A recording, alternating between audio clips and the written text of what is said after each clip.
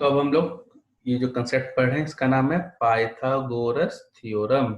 ये पाइथागोरस एक साइंटिस्ट का नाम है जिसने इस थ्योरम के बारे में बताया था। ठीक है, तो ये थ्योरम कहता है क्या है पाइथागोरस थ्योरम। सबसे पहले ये थ्योरम हमेशा राइट एंगल ट्रायंगल में लगेगा, ये याद रखना है।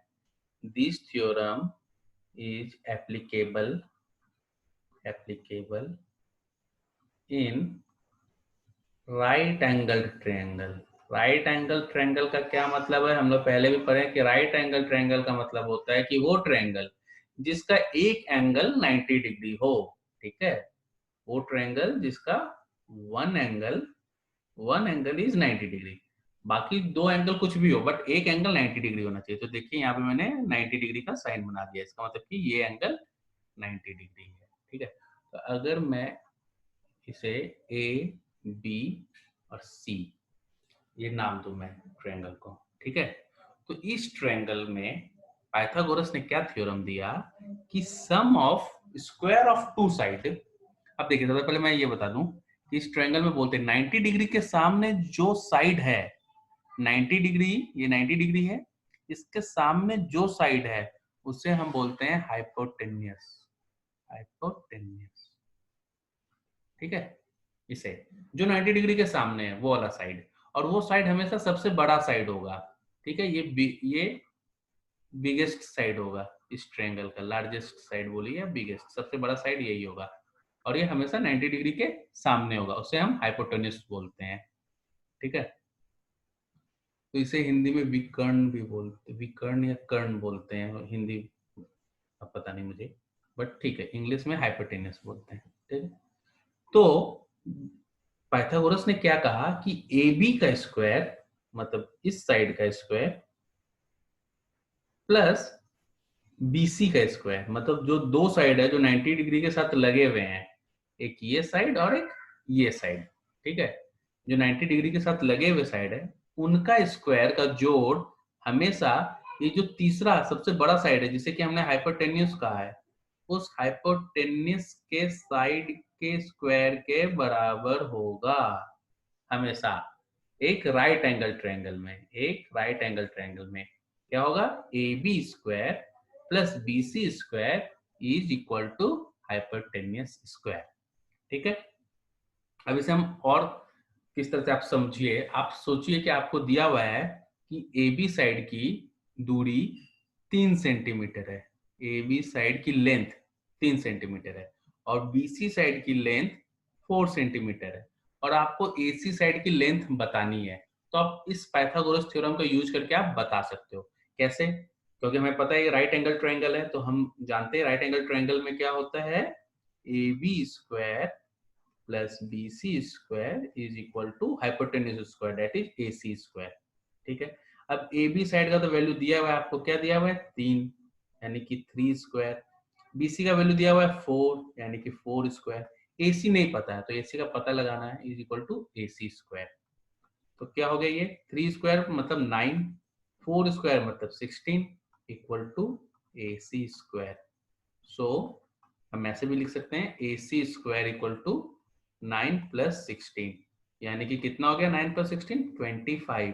अगर ए सी स्क्वायर 25 है तो ए सी इक्वल टू क्या हो जाएगा, अंडर रूट ऑफ 25, और अंडर रूट ऑफ 25 क्या होता है, ए सी इज इक्वल टू 5, यानी कि ए सी की लेंथ होगी 5 सेंटीमीटर। तो ये पाइथागोरस थ्योरम यूज करके हम लोग कोई भी दो साइड अगर दिया हुआ है तो तीसरा साइड पता लगा सकते हैं।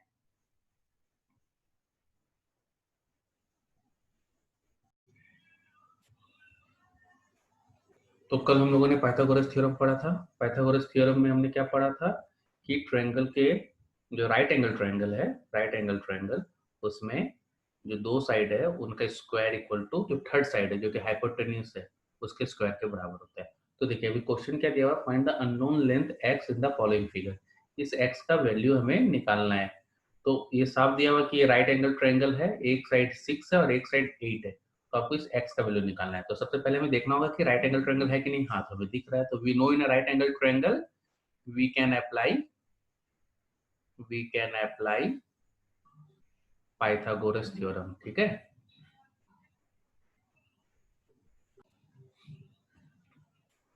तो हम पाइथागोरस थ्योरम इसमें अप्लाई करेंगे, तो पाइथागोरस थ्योरम के अकॉर्डिंग क्या होगा यहाँ पे, A B square plus B C square equal to A C square. ठीक है, अब ये जो ए बी स्क्वायर है, ए बी क्या है हमारा 6 है, तो 6 स्क्वायर प्लस बी सी क्या है 8 है, तो 8 स्क्वायर इक्वल टू ए सी का वैल्यू क्या है x है, तो x स्क्वायर। अब 6 का स्क्वायर कितना होता है 36, 8 का स्क्वायर कितना होता है 64 इक्वल टू एक्स स्क्वायर। अब इन दोनों को जोड़ देंगे तो ये क्या हो गया 100, 100 इक्वल टू एक्स स्क्वायर। इसका मतलब क्या हुआ, हम ऐसे भी लिख सकते हैं कि एक्स स्क्वायर इक्वल टू 100 हुआ, तो x equal to under root of 100, और 100 का अंडर रूट क्या होता है 10 होता है, यानी कि इस x का वैल्यू हो गया 10। तो इस तरह से हम लोग आराम से इस x का वैल्यू निकाल लिए। तो अभी दूसरा क्वेश्चन देखेंगे।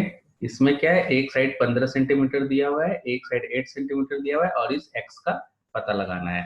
तो अब हमने देख लिया ये राइट एंगल ट्रायंगल है, तो डायरेक्ट हम लिखेंगे applying Pythagoras theorem. Okay, applying Pythagoras theorem. तो पाइथागोरस थ्योरम के अकॉर्डिंग क्या है हमारा, अगर हम इसे नाम दे दें, ये a है, ये b है, ये c है, तो A B square plus A C square equal to B C square. ये जो भी होगा, ये आप नाम कुछ भी एबीसी किस तरह से भी दे सकते हैं, आपको सिंपली देखना है कि राइट एंगल के सामने वाला जो साइड है वो सबसे बड़ा साइड होता है और वही यहाँ पे आता है। ठीक है, और बाकी दोनों साइड में जो दो साइड है 90 डिग्री के इधर उधर वो आते हैं। तो ए बी स्क्वायर कितना हो गया 15 स्क्वायर, ए सी स्क्वायर कितना हो गया 8 square equal to B C square. अब 15 का स्क्वायर क्या होगा, 15 को 2 बार गुना करके देख लीजिए, 15 का स्क्वायर क्या होगा, अगर आपको याद नहीं है तो आप गुना करके देखेंगे तो 225 आएगा।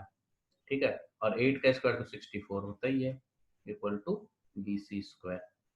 अब आप इन दोनों को जोड़ दीजिए तो 5 4 9 6 2 8 289, यानी 289 किसका वैल्यू बी सी स्क्वायर का। तो हम इस तरह भी लिख सकते हैं B C square equal to 289।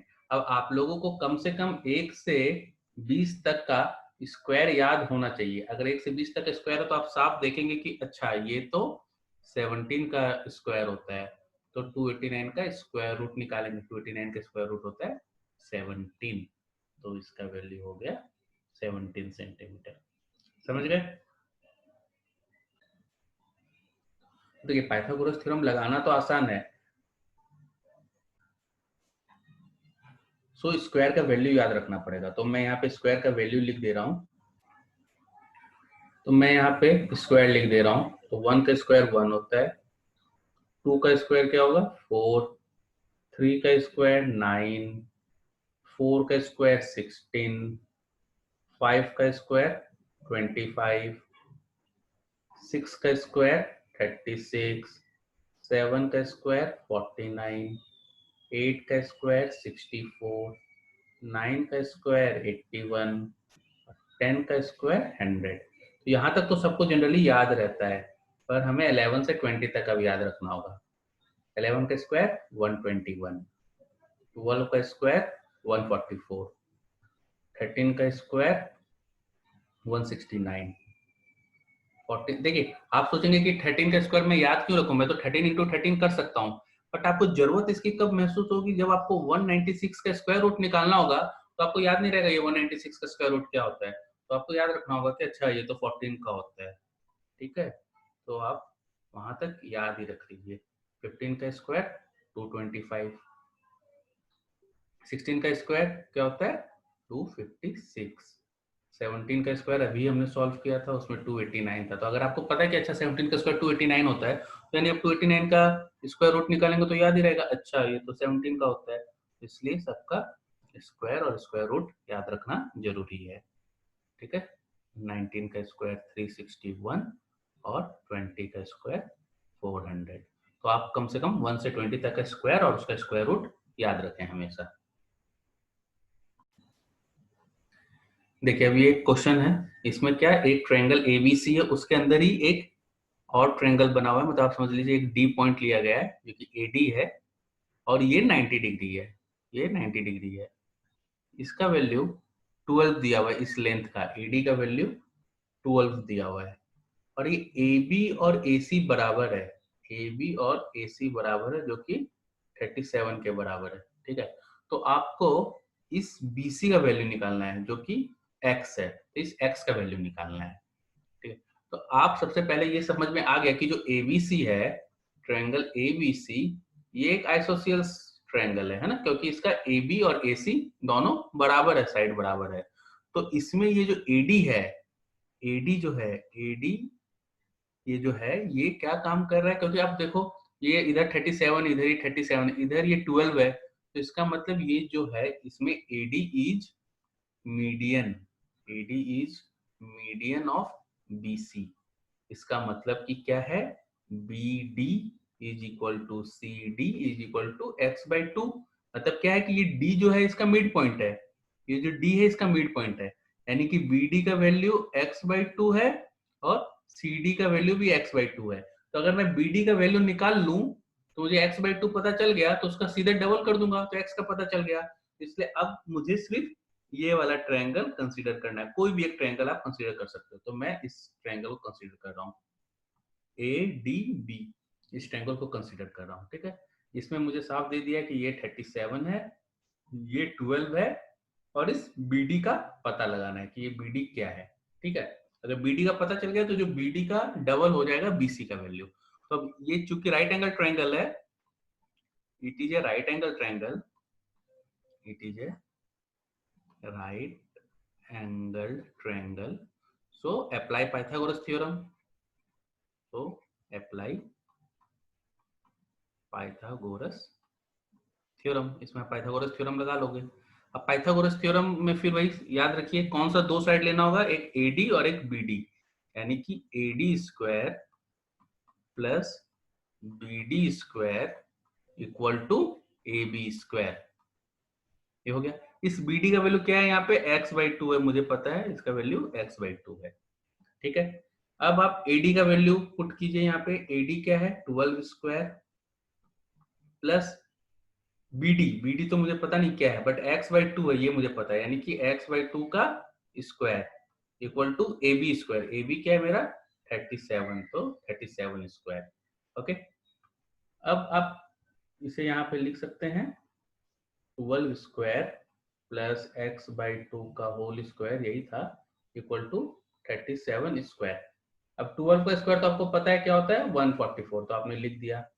x/2 का स्क्वायर करेंगे तो ये तो इसका स्क्वायर करते तो क्या करते हैं, मतलब क्या है x/2 का स्क्वायर का मतलब x/2 को 2 बार गुना करो, मतलब क्या हो जाता है x²/4।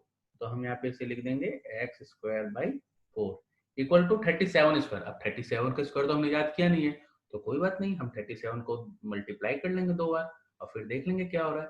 तो 7 7 जा 49, 7 3 जा 21 और 4 ऐड किए तो 259 इंटू 7 3 जा 21 और 3 3 जा 9 और 10 11, इससे गुना करके हमने देखा 9 5 1 6 2 1 3 और 1, यानी कि इसका वैल्यू आ गया 1369, ये हो गया।